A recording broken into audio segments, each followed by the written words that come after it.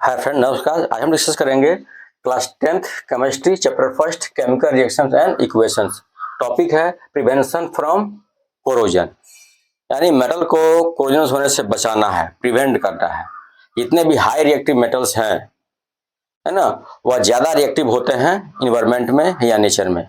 तो उस high reactive metals को कैसे हम लोग प्रिवेंट करें। जैसे मान लीजिए आपका लोहा, आयरन है, स्टील है, ये सब जो मेटल है बहुत ही हाई रिएक्टिव है ना। तो ये क्या करते हैं, जैसे हम इसे मान लीजिए ब्रिज बनता है या पुल बनता है या घरों में जो ग्रिल लगता है ना, विंडो लगता है, ये लोहा और स्टील का ही लगता है। तो ये कुछ समय के बाद क्या हो जाते हैं, जाके कोरोड हो जाएंगे, इस पर जंग लग जाएगा। तो जंग लगने के बाद से क्या होता है, ये जल्दी टूट जाते हैं, है ना। तो इस तरह से जो गवर्नमेंट है उसको बहुत सारा क्या रहता है, इससे लॉस होता है कि फिर रिप्लेस करना, आयरन को रिप्लेस करना, स्टील को रिप्लेस करना, फिर दोबारा आयरन को बनाना, स्टील को बनाना, है ना। इससे बहुत सारे खर्च होते हैं। तो उसके लिए जो है उसको प्रिवेंट करना पड़ता है, ताकि बहुत समय तक, लंबे समय तक क्या हो, वह अपना वर्क करे और ब्रेक ना हो। जैसे हमारे घरों में जो जो ये आयरन का जो गेट लगता है उसको हम पहले पेंट करते हैं, है ना। पेंटिंग करने से क्या होता है, पेंटिंग करने से भी क्या होता है, जो इन्वायरमेंट है उससे जो जैसे मॉइस्चर हुआ या वाटर का अटैक नहीं होता है ना, उसको या एयर से जो है वो रिएक्ट होने नहीं देता है, एयर को उसमें कनेक्ट नहीं होने देगा। तो जब एयर से इसमें कनेक्शन नहीं होगा, एयर उसके पास जाएगा नहीं, तब जो है तब तक वह कोरोड होगा नहीं। और जब वहाँ पेंट हट जाता है तो डायरेक्ट एयर का जो है वहाँ रिएक्शन होना शुरू हो जाता है, और जब रिएक्शन होना शुरू हो जाता है तो कोरोड होना शुरू हो जाता है ना। तो उससे बचने के लिए हम लोग क्या करते हैं, जो अपने घरों में जैसे हम लोग पेंटिंग करते हैं या ऑयलिंग कर देते हैं। जैसे मान लीजिए किसी नट को टाइट करना हो या उसको टाइट करना है, तो हम क्या करते हैं, इसमें टाइट करने के बाद इसमें क्या करते हैं, ग्रीसिंग का यूज कर देते हैं। या गाड़ी में जो हम क्या करते हैं, ग्रीसिंग का यूज करते हैं, है ना। या ऑयलिंग भी कर देते हैं, ताकि प्रिवेंट कोरोजन से क्या हो, प्रिवेंट हो सके। लेकिन ये लॉन्ग टाइम के लिए नहीं है, ये कुछ समय के बाद, कुछ टाइम के बाद क्या हो जाता है, ये खराब हो जाता है, वहां से फिर वो वहां से खत्म होना, खराब होना शुरू हो जाता है। तो इसके लिए इलेक्ट्रोप्लेटिंग मेथड जो होता है बहुत ही इंपॉर्टेंट होता है।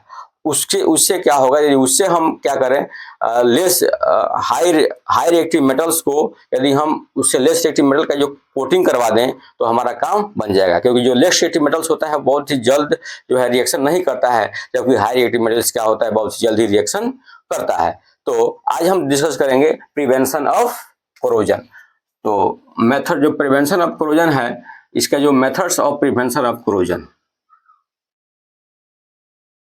Methods of prevention of corrosion, है ना। तो पहला मेथड ये है जो हम घर पर यूज करते हैं, जनरल यूज किया है, पेंटिंग मेथड्स। ये बहुत ही इजी है, लेकिन बहुत दिन तक ये सर्वाइव नहीं कर पाएगा। सेकंड जो हमारा मेथड है ग्रीसिंग। आपने देखा होगा कार, बाइक या जो वेसल्स है, व्हीकल्स है, उसमें जो हम लोग क्या करते हैं, ग्रीस का यूज करते हैं, ग्रीसिंग मेथड और ऑयलिंग मेथड, गेटिंग। लेकिन जो हमारा थर्ड जो प्रोसेस है वो तो बोलते हैं गैल्वेनाइजेशन, गैल्वेनाइजेशन और इलेक्ट्रोप्लेटिंग, इलेक्ट्रोप्लेटिंग मेथड्स। अब इसमें क्या होता है, इसमें क्या होता है, हम क्या करते हैं, हाई रिएक्टिव मेटल जैसे आयरन हुआ या एल्यूमिनियम हुआ, है ना, इसको इससे लेस रिएक्टिव मेटल से क्या करते हैं, रिएक्ट करवाते हैं। लेस रिएक्टिव मेटल को क्या करते हैं, इस पर इसका कोटिंग करवाते हैं। ऐसे हम जिंक ले लें या कॉपर ले लें, जिंक और कॉपर। तो जिंक और कॉपर क्या है, आयरन से लेस रिएक्टिव है। जो जिंक और कॉपर आयरन और एल्यूमिनियम से क्या है, हमारा लेस रिएक्टिव है। तो हम क्या कर सकते हैं, ये जिंक का कोटिंग आयरन पर कर सकते हैं या कॉपर का कोटिंग आयरन पर कर सकते हैं, ठीक है। तो अब इसको कोटिंग करने के लिए क्या करेंगे हम लोग, इसके लिए क्या करते हैं हम, यदि जिंक का कोटिंग Fe पर करना है, क्योंकि जिंक क्या है, Fe से लेस रिएक्टिव है, तो लेस रिएक्टिव होगा तो ये बहुत दिन तक जो है रिएक्शन नहीं करेगा इन्वायरमेंट से, तुरंत कर जाएगा। तो इसलिए जो है जो लेस रिएक्टिव होते हैं वो क्या होता है, उसी का कोटिंग कहाँ किया जाता है, हाई रिएक्टिव मेटल्स के ऊपर। तो इस प्रोसेस में क्या करते हैं, हम जिंक का प्लेट लेंगे और जिंक का प्लेट लेने के बाद से जिंक का ही सॉल्ट सोल्यूशन लिया जाता है। इस प्रोसेस में जिंक का सॉल्ट सोल्यूशन क्या होगा, ZnSO4, है ना। इसी का सॉल्ट सोल्यूशन लेंगे और क्या करेंगे, उसको बैटरी से कनेक्ट करेंगे। जो हमारा आयरन होता है, इसे आयरन की इलेक्ट्रोप्लेटिंग करना है तो आयरन को बैटरी के हम नेगेटिव टर्मिनल से क्या करेंगे, कनेक्ट करेंगे। और जो कॉपर जो जिंक का प्लेट है वो बैटरी के पॉजिटिव टर्मिनल से क्या करेंगे, कनेक्ट करेंगे। और जब हम इलेक्ट्रिसिटी पास करना शुरू कर देते हैं तो क्या होता है, जिंक का जो सॉल्ट सॉल्यूशन है वह जिंक 2+ और SO4 2 नेगेटिव में चेंज होना शुरू हो जाता है। तो जैसे ही जिंक 2,4 और SO4 2 नेगेटिव में चेंज होना शुरू हो जाएगा तो ये जिंक क्या होगा, जिंक आयंस जो है आपके आयरन प्लेट की तरफ क्या करना, मूव करना शुरू हो जाएगा। क्यों शुरू हो जाएगा, क्योंकि जो आयरन होता है ये नेगेटिव टर्मिनल से क्या होता है, कनेक्टेड होता है। तो इस पर क्या होता है, नेगेटिव चार्ज आ जाएंगे। तो नेगेटिव चार्ज आ जाएंगे तो क्या होगा, ये क्या है, हमारा पॉजिटिव चार्ज है, यहाँ मूव डिपोजिट होना शुरू हो जाएगा। और जब डिपोजिट होना शुरू हो जाएगा तो जिंक सल्फेट का जो सोल्यूशन होता है ये कम होना शुरू हो जाएगा। तो जैसे ही कम होना शुरू होगा तो ये हमारा जिंक प्लेट जो हम लिए हैं, जिंक प्लेट, वो क्या हो, उसमें से वो ब्रेक होकर के हमारा जिंक आयंस इसमें आना शुरू होगा और आता जाएगा और इस पर डिपोजिट होता जाएगा। तो ये हो जाएगा पतला और ये हो जाएगा हमारा मोटा हो जाएगा। तो हम समझ जाएंगे क्या हुआ, आयरन पर जिंक का प्लेटिंग हो गया है। ओके, तो इसको थोड़ा सा एक डायग्राम से सकते हैं कैसे क्या है। डायग्राम है अपना, जो प्रिवेंशन ऑफ कोरोजन है, हमको अब इलेक्ट्रोप्लेटिंग प्रोसेस से क्या करेंगे, इसको ठीक करेंगे। तो उसके लिए हम क्या करेंगे, आप देख सकते हैं इलेक्ट्रोप्लेटिंग बोलते हैं इसे, इलेक्ट्रोप्लेटिंग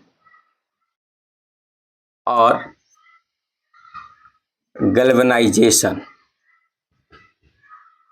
गैल्वेनाइजेशन। ओके, इसके लिए क्या करेंगे हम, एक जो है ये आपका एक जो हमारा जार रहेगा